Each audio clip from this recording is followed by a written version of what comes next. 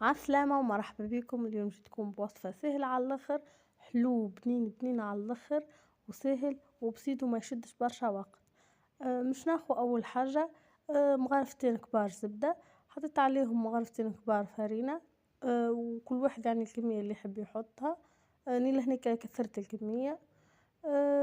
لين تكون نخلطوهم بالبه على الغاز لين نحمروهم، ولين تكون التكستير كيف هكايا.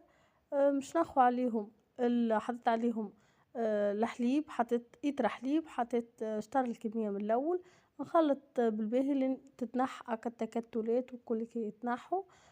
وحطيت عليهم ومن بعد تلي كملت حطيت بقية كمية الحليب ونخلطهم بالباهي لين نوصلوا لمرحلة الغليان. حطيت عليهم سكر، استعملت فنجان كفكة اما ما حطيتش كمية سكر.